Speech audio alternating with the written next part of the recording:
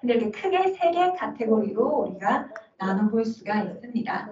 첫 번째는 코그니티브 서비스, 그 다음에 어플라이드 AI, 그 다음에 머신러닝 서비스의 이름입니다. 큰 카테고리 이름.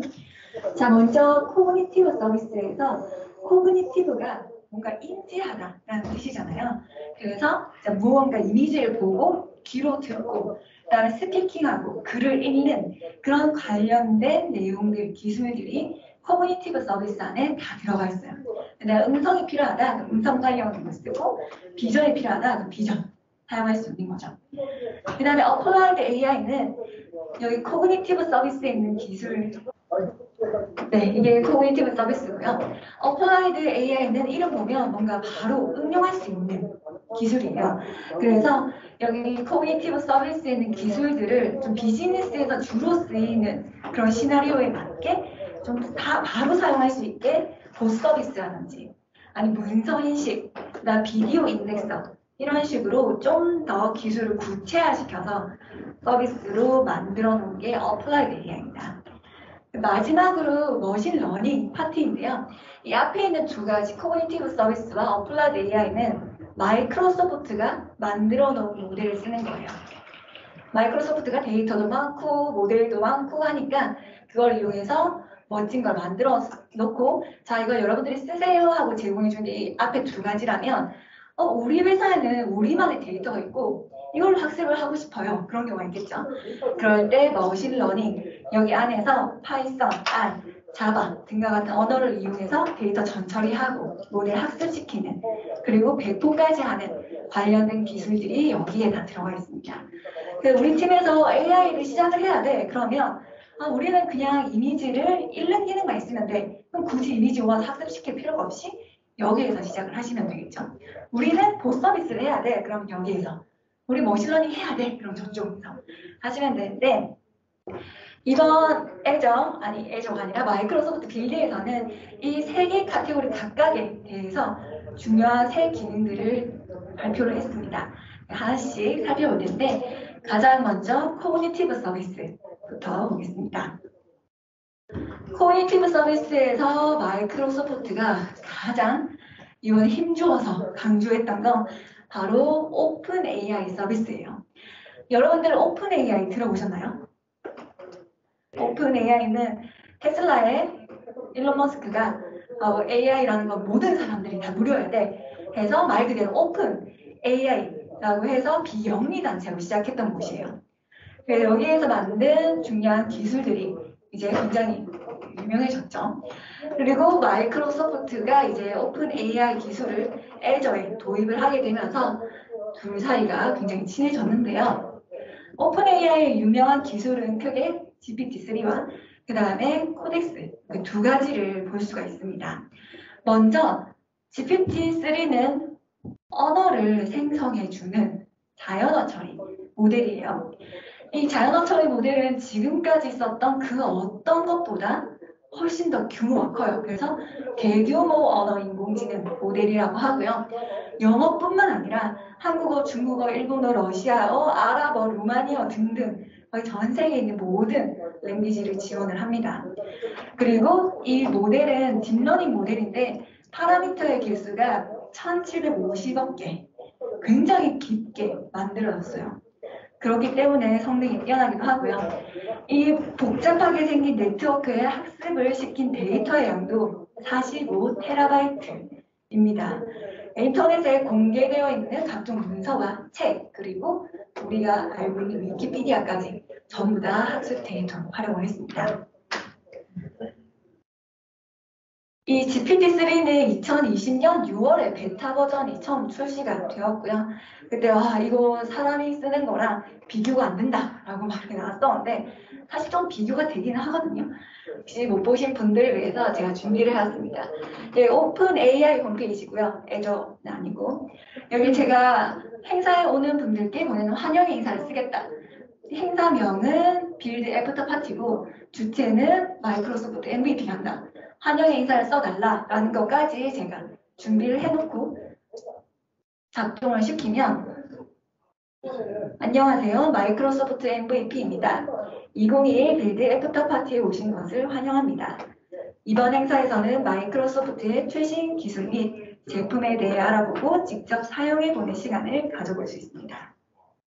또한 이번 행사에서는 저희 MVP가 직접 준비한 심화 세션을 통해 다양한 기술에 대해 더 자세히 알아보실 수 있습니다.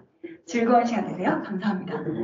이렇게까지 GPT가 한 일이고요. 여러분도 여기 주소가 있거든요. beta.openai.com 플레이그라운드 들어가시면 무료로 해보실 수 있어요. 소설도 써주고 시도 써주고 문장 요약도 해주고 리뷰도 써주고 재료를 넣으면 그걸로 조리법까지 만들어줍니다. 엄청나죠?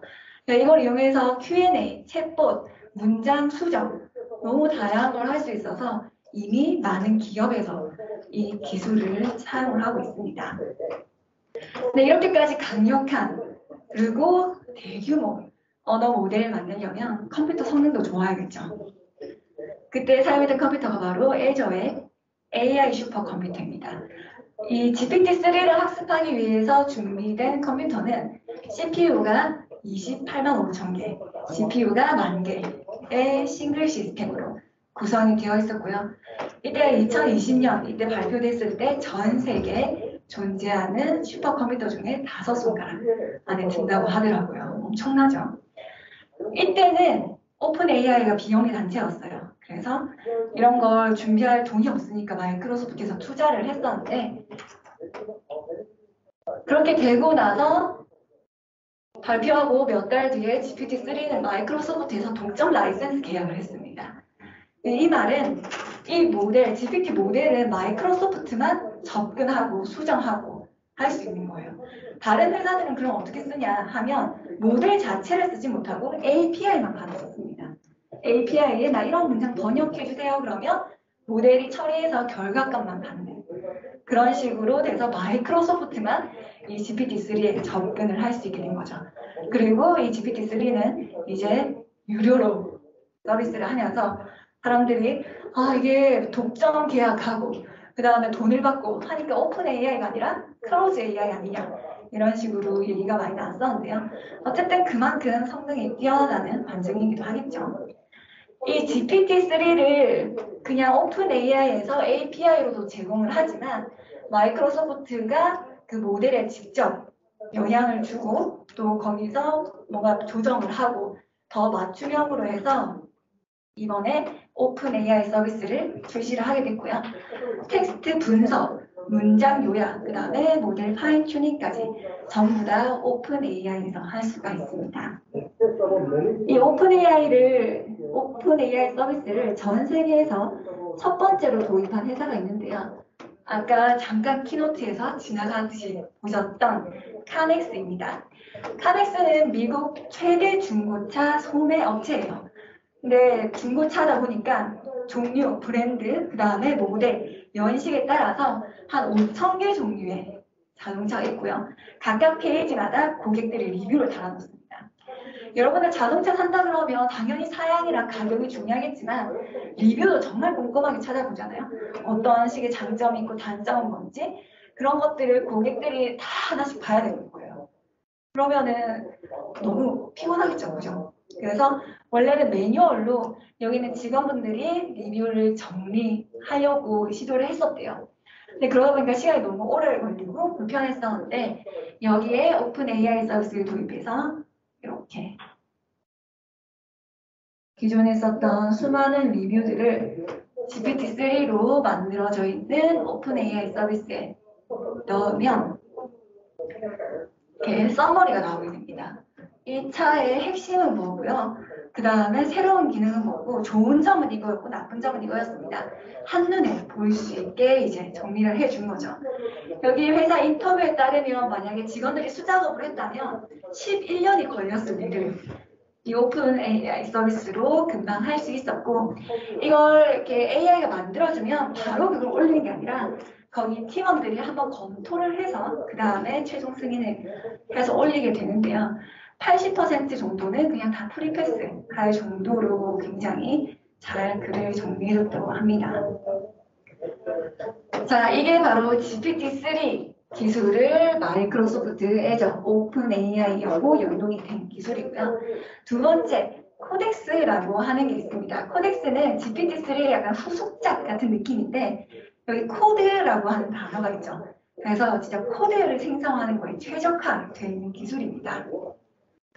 자, 이 영상은 이 오픈 AI에서 작년 8월달에 유튜브에 공개한 영상인데요. 자바스크립트를 이용해서 코드를 한 줄도 쓰지 않고 자바스크립트는 안 쓰고 영어 문장만 써서 게임을 만드는 거거든요.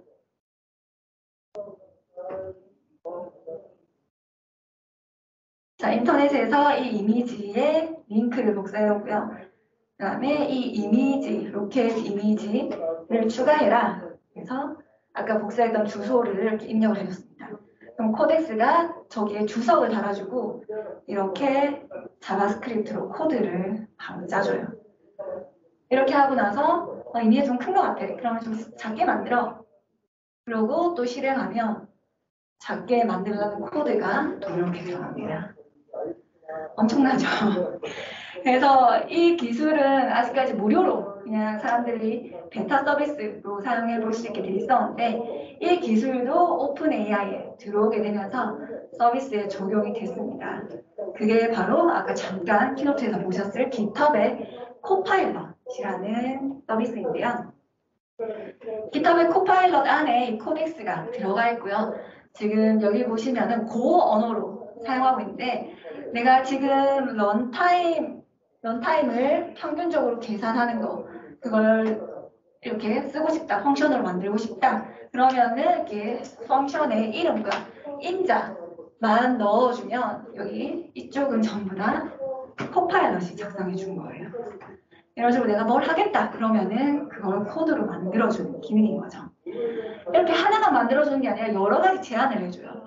그래서 그걸 이렇게 둘러보다가 그 다음 이거 별로 하다가 마음에 드는 게 있어서 offset 키를 누르면 이제 코드가 딱 붙여지게 되는 거죠. 그래서 우리가 페어 프로그래밍처럼 동료하고 같이 프로그래밍 하는 것처럼 코파일럿 같이 코딩을 하라는 건데요. 이 기술은 원래는 좀 프라이빗 베타로 운영을 하다가 며칠 전이죠. 3일 전. 우리나라 날짜로는 6월 22일에 정식으로 오픈을 했습니다. 그래서 한 달에 10,000원. 저렴하죠? 10달러. 판매하는 건 아니고요. 1년에 100달러 정도면은 이 기술을 사용할 수 있고 지원하는 언어는 파이썬, 자바스크립트, 타입스크립트, 고, 루비, 퍼, PHP, 스위프트 등등 한 12가지 정도 지원을 한다고 하네요. 그래서 기발자분들이 써보신 후기를 들으면 생각보다 편하다고 하시더라고요. 그리고 VS 코드, 비주얼 스튜디오 이런 데서 다 바로 마켓플레이스에서 다운받아서 통합해서 쓸 수 있다고 합니다. 그래서 이번에 빌드 영상에서는 이런 걸 누가 많이 쓰냐 했더니 학생들, 중고등 학생들이 이런 코드를 쓰고 싶은데 이걸 어떻게 개발할 수 있을까요? 이런 물어볼 게 없잖아요. 이제 여기에다가 영어로 작성하면은 바로 코드를 만들어주게 되는 거죠.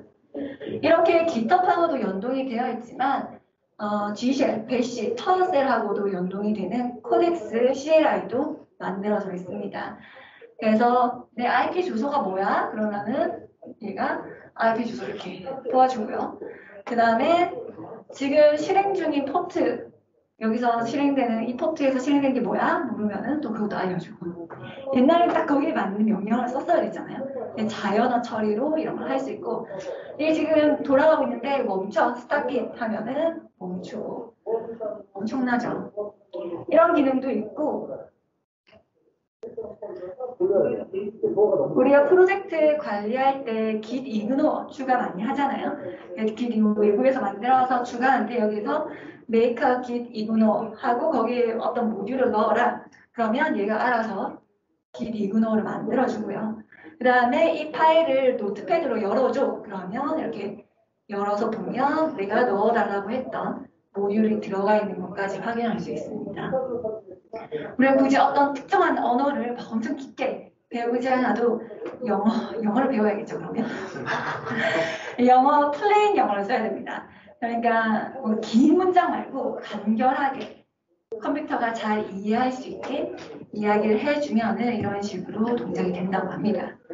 그래서 오픈 AI 서비스에서는 크게 GPT-3와 코덱스라고 하는 오픈 AI의 기술을 마이크로소프트 안에서 사용할 수 있게 이렇게 준비가 되고 있고요. 아직까지는 공개가 완전히 돼 있진 않아요. 프리뷰 단계이긴 한데 승인을 받아야 돼요. 내가 어느 회사에서 일하고 있고 어떤 목적으로 쓰겠다라고 리퀘스트를 하면은 그걸 보고 OK를 해서 이거 사용할 수 있게 해줍니다. 자, 그게 코그니티브 서비스의 가장 큰 차이였고요. 이번 빌드에서 나온. 그리고 두 번째로 어플라이드 AI를 한번 살펴보도록 하겠습니다. 자, 어플라이드 AI에서 가장 이번에 좀 기능이 많이 향상된, 강조된 기술은 Azure Phone Recognition입니다. 아무래도 회사에서 뭔가 작업을 하다 보면 다양한 형태의 문서들이 나오잖아요. 근데 그 문서들을 다시 디지털 데이터로 만들려고 하다 보면은 굉장히 손이 많이 가고 시간도 오래 걸립니다. 그런 걸 바로 OCR 기능, 비전 기능을 이용해서 바로 문서를 인보이스, 영수증, 명함, 그 다음에 패스포드 같은 것도 있고요. 이번에 추가된 게 건강보험 카드, 그 다음에 코로나 백신 카드 이런 것들까지도 바로 인식을 할 수 있게 만들어져 있습니다. 전반적인 기능도 많이 향상이 되었는데요.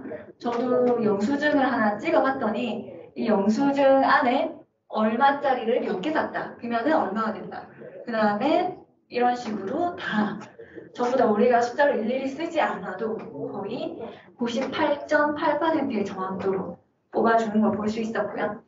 근데 이제 이런 영수증을 인식한다. 그럼 뭐 이런 거 기술진이야 AI가 다 잘하지 라고 생각할 수 있는데 제가 3월 달에 코로나에 걸렸을 때 문진 체크리스트를 쓰고 그 사진 하나 찍어놓은 게 있었어요. 근데 여기 보시면은 제가 썼지만 진짜 이름을 어떻게 저렇게 썼을까 싶을 정도로 하지만 몸이 아파서 그랬던 걸로 이걸 보여줘봤어요. 그래서 폼 리코그나이저에 입력을 해봤더니 여기에 환자명 전 미정으로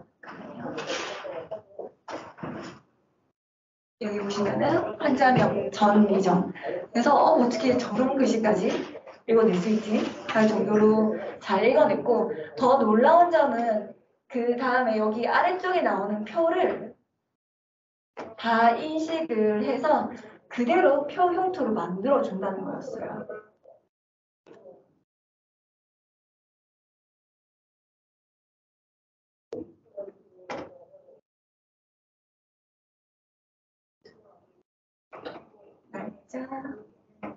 여기 보면 체크리스트가 있는데 제가 체크 안 한 건 빨간색 박스로 뜨고 체크한 건 파란색 박스로도 다 나눠서 인식을 해주더라고요.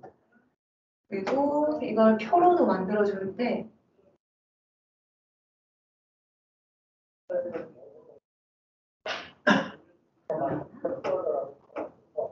여기 있는 표를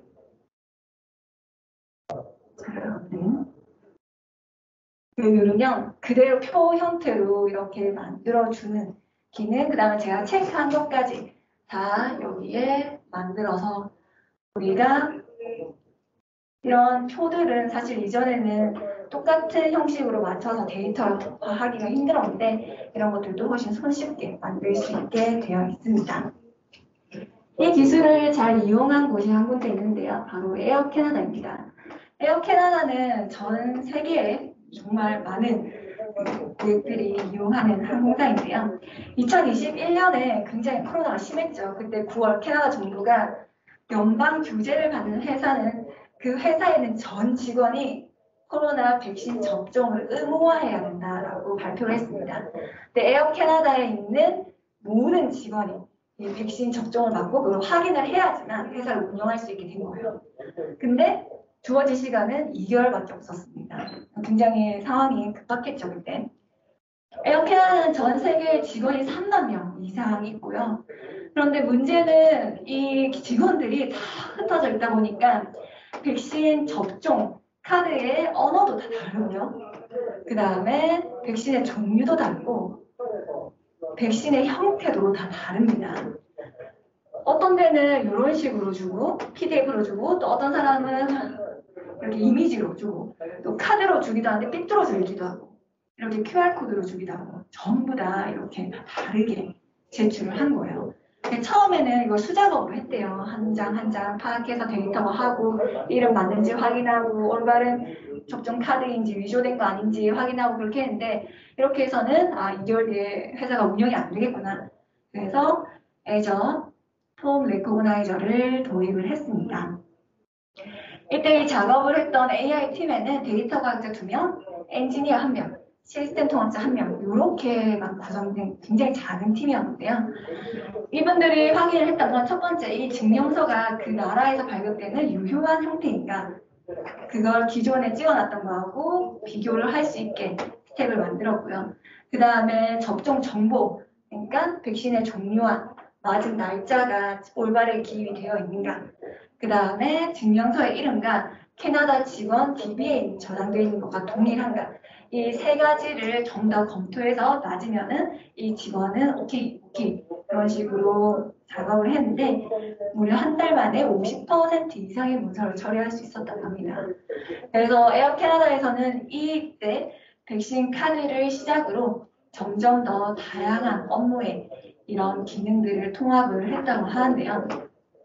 사실 영어는 굉장히 잘 돼요. 한글은 영어만큼 잘 되지는 않는 편이라서 아직까지는 좀 제한이 있지만 그래도 굉장히 빠르게 기술이 개발되고 있어서 한글 문서도 좀 빠르게 쉽게 관리할 수 있는 날이 올 것 같습니다.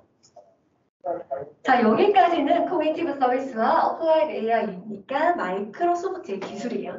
이제 머신 러닝 쪽 우리가 모델을 직접 만들고 싶을 때 그럴 때 사용할 수 있는 기능에는 어떤 변화가 있는지 보겠습니다. 일단 머신러닝 서비스 안에는 오토메이티드 ML이라는 게 있어요. 자동화된 ML이라고 여기서도 코드 하나도 안 써도 우리가 데이터만 넣어주고 내가 지금 이 데이터로 분류 문제를 풀 거야. 리그레이션 회계 문제 풀 거야. 아니면 포캐스팅 문제를 풀 거야. 어떤 걸 풀 건지 체크해주고 그 다음에 시간은 한 1시간 이내로 끝냈으면 좋겠어. 아니 2시간 동안 충분히 학습을 시켰으면 좋겠어. 그런 제한만 두면 알아서 최고의 모델을 만들어주는 그게 오토 ML입니다. 이 기술은 한 3년 전에 나와서 발전을 하고 있었는데요. 여기에 이번에 추가된 게 바로 자연어 처리. 오토 ML이 추가가 되었고요. 그 다음에 컴퓨터 비전이 추가가 되었습니다. 이미지 분류하는 것, 그 다음에 객체 인식, 오브젝트 디텍션, 그 다음에 세그멘트, 인스턴트 세그멘테이션까지 이번에 다 추가되어서 아직까지 베타 버전이기는 하지만 그래도 사용하기가 앞으로 점점 편해질 것 같습니다. 원래 코그니티브 서비스 안에 커스텀 비전이라고 하는 기술이 있었거든요. 이미지를 학습시킬 수 있는 기술이 따로 있었는데 그건 더 이상 크게 개발이 안 되고 이쪽 오토ML 쪽으로 다 넘어오게 될 것 같아요. 왜냐하면 이 애저 머신러닝 안에서 사용을 하게 되면 우리가 컴퓨팅 규모도 선택을 할 수 있거든요. GPU에서 할지, CPU에서 할지, 노드를 몇 개로 할지 그런 것들도 다 내가 설정을 해서 빠르게 학습을 시키고 만들어진 모델을 MLOps로 배포하고 관리하는 것까지 전부 다 애저 머신러닝 서비스 안에 구현이 되어 있기 때문에 다 이쪽으로 이제 조금씩 옮겨올 것 같습니다.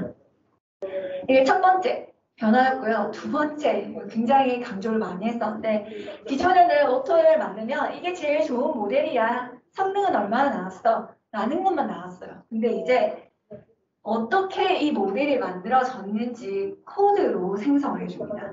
파이썬으로 만들어주는 거예요. 이 기능은 좀 좋더라고요. 사실 우리가 빨리 모델을 만들고 싶어서 오토ML을 하더라도 그 내부적으로는 어떤 과정을 거쳤는지 그리고 내가 좀 수정을 할 수는 없을지 그런 요구사항들이 있었는데 이 제너레이트 코드 쪽이 생기면서 제가 테스트를 해서 어떤 알고리즘이 이게 제일 좋다라고 나왔어요. 이 알고리즘의 이름이 민맥스 스케일러, 그 다음에 익스트림 랜덤 트리라고 해서 데이터 전처리는 민맥스 스케일러로 했고 알고리즘은 랜덤 트리로 했다라는 정보는 줘요. 근데 우리가 코드 생성하는 것까지 들어가서 보면 디테일하게 사이클-런에 있는 프리-프로세싱 안에 있는 민맥스 스케일러를 썼다. 코드는 이런 식으로 썼고 민맥스 스케일러 할 때 레인지는 0에서부터 1까지 썼다. 이런 식까지 다 볼 수가 있었습니다.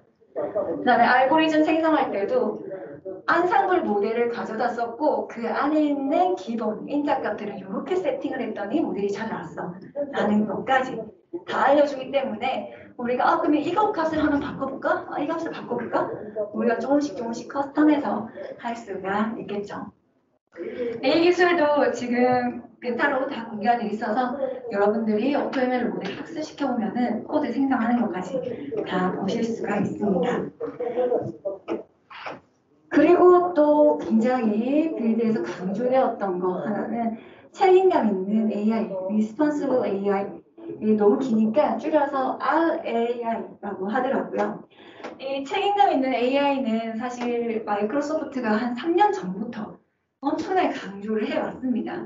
AI 분야가 급격하게 발전이 되면서 이거 그냥 마냥 발전시키는 게 아니라 우리 윤리적인 부분을 고려를 해야 된다라는 건데 크게 이런 대기업들은 이 6가지를 굉장히 중요하게 생각해요. 이건 마이크로소프트에서 지니고 있는 이런 것들 반드시 우리가 고려를 해야 된다라는 키워드인데 일단 공정성, 성별에 따라서 차별받지 않아야 되고 그 다음에 민족에 따라서도 어떤 차별을 받으면 안 된다. 그런 것들이 모델에 들어가 있는지 아닌지 확인을 해야 된다라는 게 공정성이고요. 그다음에 안정성과 안전성은 이 모델이 어떤 상황에서도 안정적으로 운영이 되어야 된다라는 겁니다. 그러니까 모델이 항상 이렇게 평온하게 같은 값을 줘야 되는데 갑자기 값이 튄다거나 이상한 값을 내어준다거나 그런 모델을 믿을 수가 없다는 거죠.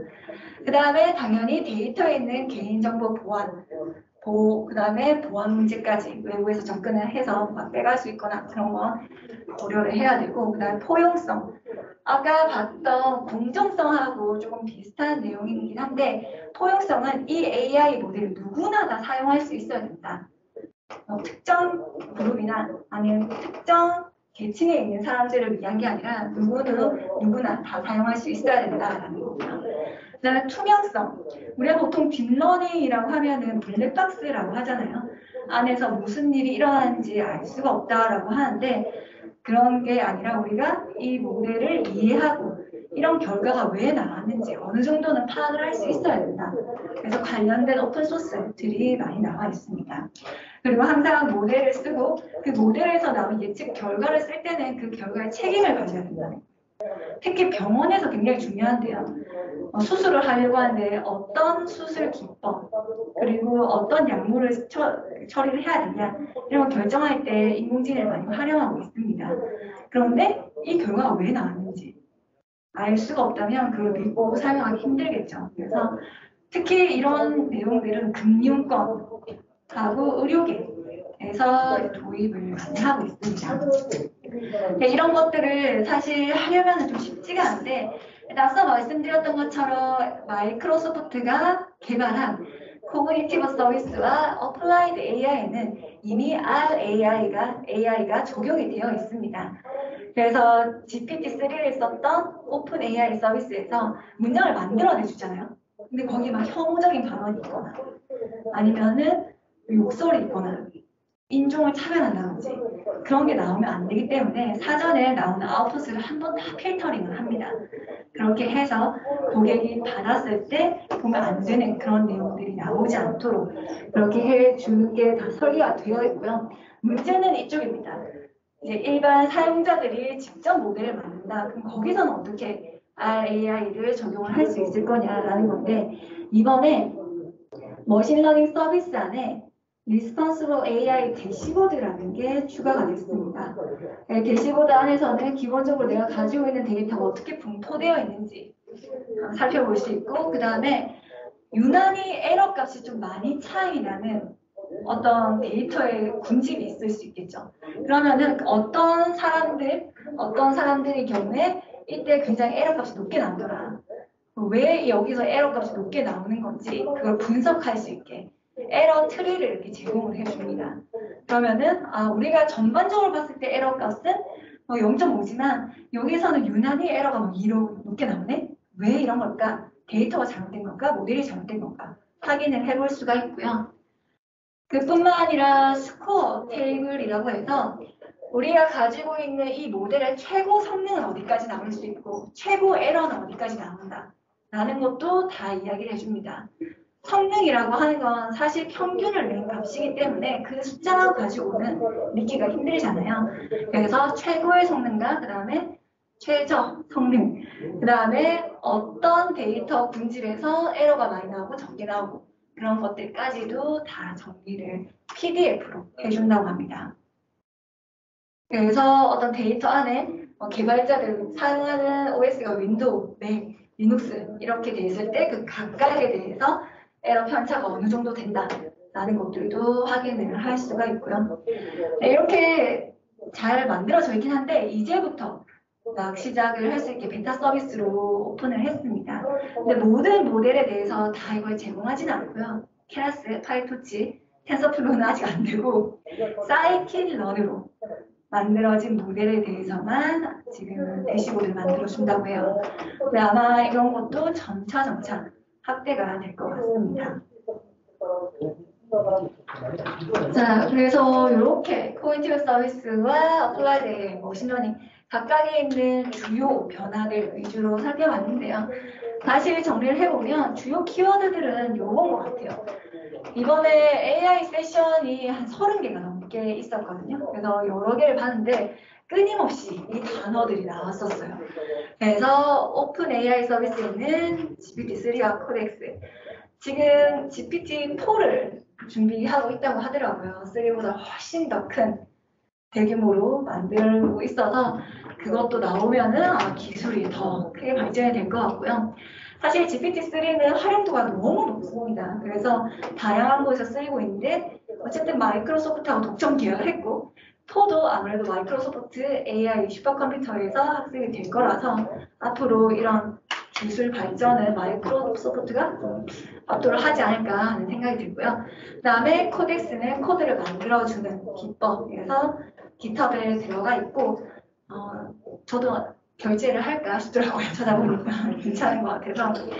그 다음에 폼 레코그나이저라고 해서 문서를 빠르게 데이터로 변환해 주는 거. 그 다음에 오토 ML은 원래도 쉽게 만들어진 거였는데 이 안에 이제 이미지 학습, 자연어 처리까지 되고 그 다음에 코드로 만들어 주는 것까지 다 해주니까 굉장히 기술이 강력해지고 그 다음에 리스폰시블 AI, 책임감 있는 AI 활용.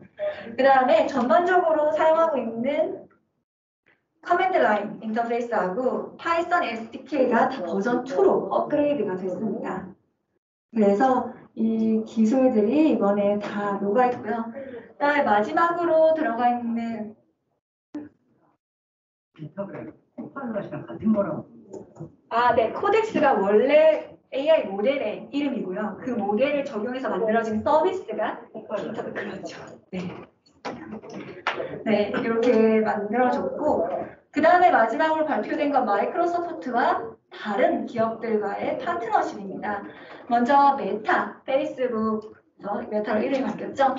메타에서 AI 팀, 연구팀은 이제 클라우드를 애저를 사용하겠다라고 공식적으로 발표를 했고요.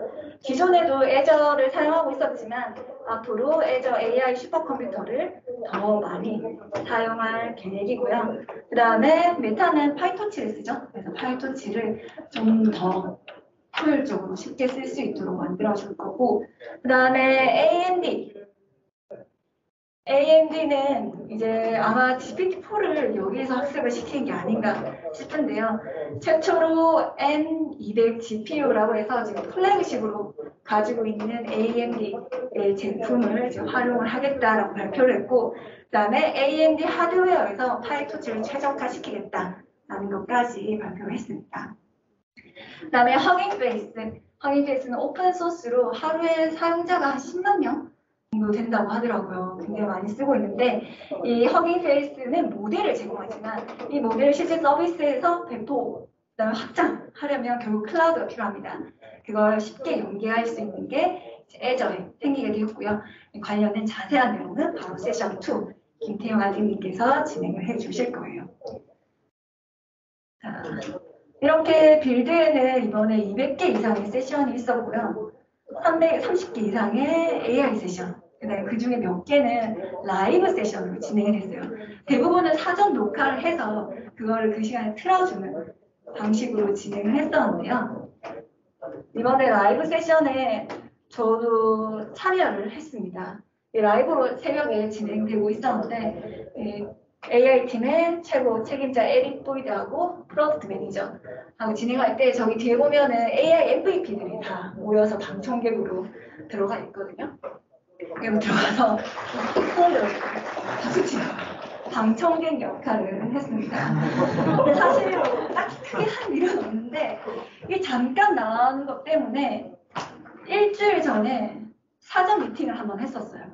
그래서 그때 빌드에 보여줄 영상을 미리 보여주면서 이런 내용을 할 거다. 내용 시간 괜찮냐? 내용 괜찮냐? 지루하진 않냐? 그리고 안에 농담 같은 게 막 나오거든요. 농담들 중에서 한국 문화에 좀 벗어나는 거 없냐?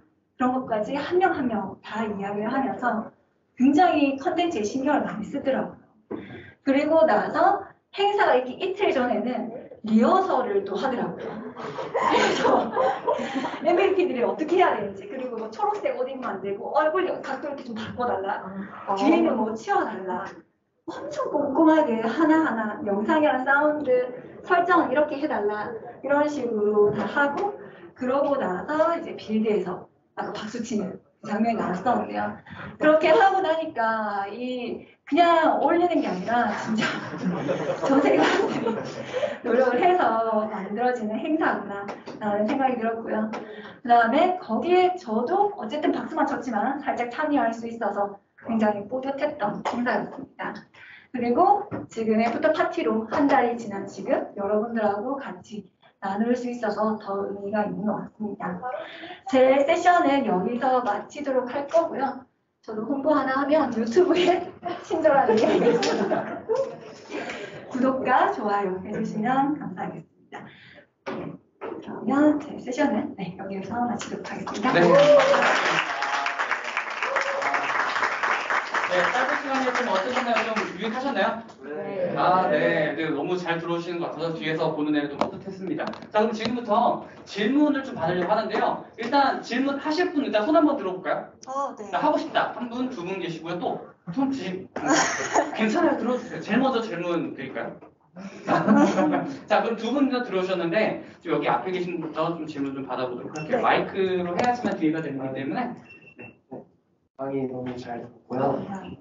그 코파일럿에서 만약에 제가 영어로 작성을 했는데 걔가 알아듣지 못하면 어떻게 되는지 좀 궁금합니다. 사실 완벽하다고는 볼 수 없어요. 제가 뭐 이렇게 파란색 배경에 정 가운데 버튼을 놔줘라고 해도 얘가 그걸 명확하게 알아듣지 못할 때가 있는데, 그 코파일럿 들어가 보면 가이드에도 이렇게 나와 있더라고요. 얘는 완벽하진 않습니다. 보조적인 역할을 하는 거기 때문에 내가 할 때 얘가 도움을 줄 수 있으면 그걸 취득을 하지만, 그렇지 않다면 너무 믿거나 거기 있는 코드를 이게 최고의 코드야 라고 생각을 하지는 말라고 하더라고요. 그리고 코파일럿이 제공해 주는 코드는 마이크로소프트가 저작권을 가지고 있는 게 아닐까라고 생각을 할 수 있는데, 전부 다 개발자에게 소속이 된다고 합니다.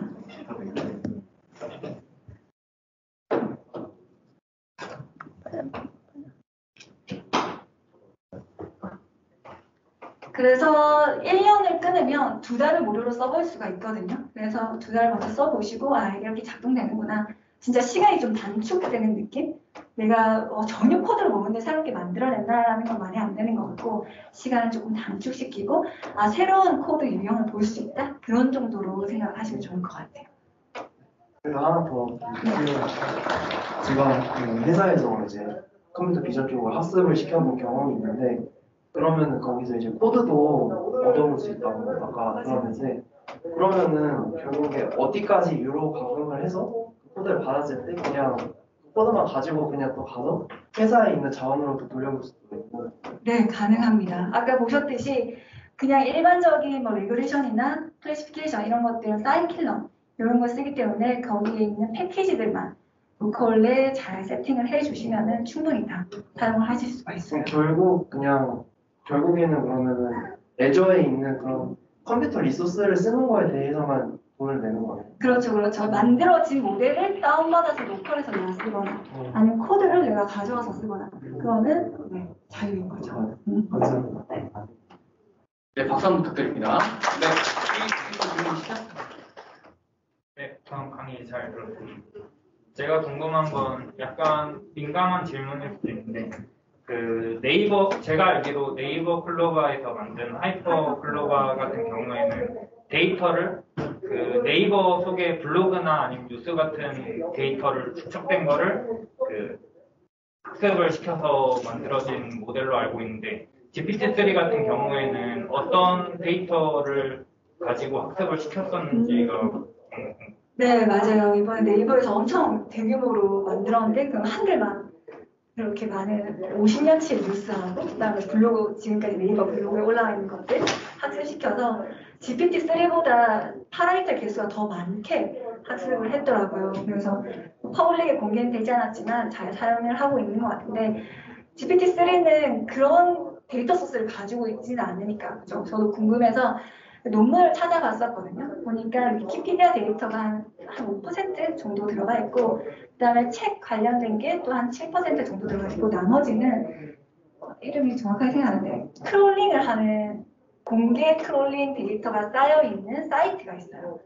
거기서는 이미 모든 데이터를 해마다 한 번씩 업데이트를 하면서 크롤링을 계속하고 있고 그 크롤링된 데이터들은 이미 공개가 다 되어 있는 데이터들이라서 그 데이터가 GPT-3의 거의 다 학습 데이터라고 생각하시면 되겠습니다. 네, 박수 한번 부탁드립니다.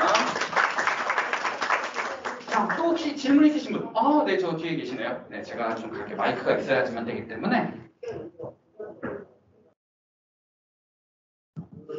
네, 세전 잘 들었습니다. 아까 대시보드에서 비주얼라이제이션 해주신다고 말씀 부분이 좀 인상이 깊었는데요.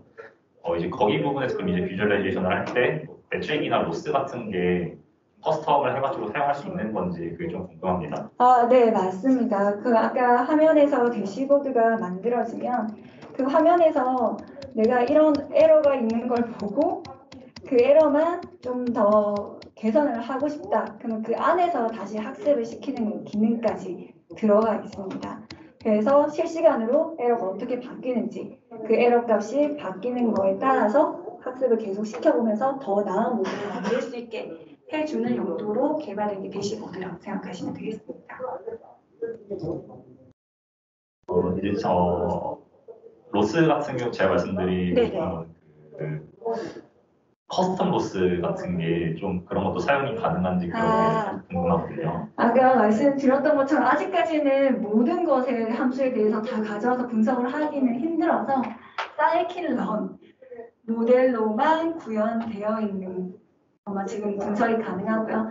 사이클런 모델이어야 하고 또 ML플로우를 사용해서 학습을 시켰을 때만 여기에서 분석을 할 수가 있습니다. 아직까지 제약이 커서 이거 논리 사용할 수 있다라고 말씀드리기는 힘들지만 앞으로 점차 더 나아지고 이런 것들이 있다는 걸 개발자들이 알면 우리가 모델을 그냥 바로 쓰는 게 아니라 그래도 한 번은 이런 확인하고 정말 내가 좋은 모델, 올바른 모델을 만들었는지 그런 인지를 할 수 있게 해준다는 거에 큰 의의가 있는 것 같습니다. 감사합니다. 네. 네, 박수 부탁드립니다. 네. 근데 더 질문 있으신가요? 만약에, 네네. 딱 한 분만 더 받고. 먼저 질문. 먼저, 손 드셨군요. 제가 손이 안 보였어요. 뒤에서 이렇게 하셔가지고. 잠깐만. 볼게요. 네, 방금 질문 주신 거 좀 결의가 들 수는 있는데 저희 회사 같은 경우도 이제 AI나 ML 사용을 해서 고객분들한테 서비스를 제공하려고 하는데 한계점에서 제일 언어 때문에 되게 많았어요. 저희는 그동안의 AI 같은 경우는 네이버북스 OCR로 대체를 해서 사용을 해왔었거든요. 그래서 지금 이렇게 말씀하신 것들이 실질적으로 국내 사례가 있거나 아니면은 뭐 들어오는 니즈들 같은 게 있는지, 그다음에 어떤 부분에 대해서 들어오는지 그런 걸 좀 알고 싶어요. 네, 맞습니다. 사실 제가 보여드렸던 사례는 다 미국이나 캐나다 영어권이었는데 주로 언어 관련된 모델이거나 아니면은 스피치, 글을 읽고 하는 관련된 것들은 다 영어 우선으로 학습이 되어 있기 때문에 아직 한국 쪽에서는 네이버를 쓰는 게 훨씬 더 성과가 잘 나올 수가 있습니다. 근데 그런 거 말고 머신 러닝 서비스 자체는 확실히 애저가 잘 만들어져 있어서 우리가 이 모델을 직접 만들고 그다음에 그 모델을 배포하고 확장하고 오토 스케일링하는 그런 MLOps까지 다 구현을 해야 된다. 그런 경우는 국내에서도 도입을 많이 하고 그다음에 나중에 세션 3에서 좀 더 자세하게 들으실 수 있거든요. 그래서 우리나라에서만 쓰는 언어, 우리나라에만 있는 특정한 문화를 인식을 해야 된다. 그런 거라면 당연히 힘들겠구나라고 생각을 하시면 되는데 그거 말고 그냥 전반적인 시스템을 관리해주고 AI를 작업을 하기 편하게 해준다. 그런 것들은 다 녹아 있어서 국내에도 도입을 많이 하고 있다고 보시면 됩니다. 네, 감사합니다. 박수 한번 부탁드릴게요. 마지막 한 분 질문만 더 받고 이제 마치도록 하겠습니다. 네, 먼저 발표 잘 들었고요. 그 애저에서 제공하고 있는 모델을 파인튜닝해서 사용한다 했을 때 그 모델이 너무 크거나 혹은 그 프리디션하는데 너무 좀 오래 걸려서 모델 사이즈를 좀 줄이고 싶다 할 때 그런 서비스도 좀 있는지 좀 궁금해요. 어떤 커스텀 모델인가요? 코그니티브 서비스에서도 모델을 좀 커스텀하게 만들어주고 그다음에 커스텀 비전에도 있고 아니면 머신러닝 자체에서는 우리가 직접 코드로 학습을 시킬 수가 있는데 말씀해 주시는 부분은 어떤 부분인가요? 모델 사이즈를 줄인다는 게 그냥 데이터를 그냥 레이어를 좀 줄인다거나 그런 모델들을 저희가 직접 레이어를 수정하거나 그런 것도 가능한 건지 좀 궁금해요. 그러니까 이미 마이크로소프트 애저에서 제공되는 걸 좀 줄일 수 있는지 그게 궁금하신 거죠? 사실 API 형태로 다 거의 제공되는 것들은 저희가 그 모델 직접 인퍼런스를 했을 때 나오는 속도가 만약에 우리가 지금 한국에서 사용하는데 미국 리전에 있는 걸 사용한다. 그러면 시간이 좀 걸릴 수 있지만 국내 리전에서 사용한다. 그러면은 시간이 그렇게 오래 걸리진 않는 편이거든요. 그래서 API를 사용한다. 그럼 큰 문제가 없는데 만약에 비전 모델을 학습을 시켰어요. 근데 그걸 우리가 다운받아서 모바일에서 사용을 해야 돼요. 그러면은 당연히 경량화가 돼야겠죠. 그런 것들은 옵션에서 제공을 해줍니다. 내가 이거 그냥 일반 웹에서 사용할지 아니면 인베디드로 사용할지 선택하는 거에 따라서 좀 더 작은 가벼운 경량 같은 것도 제공을 해주고 있습니다. 네, 수고해주신 전민정 엠블리님께 다시 한번 큰 박수 부탁드립니다.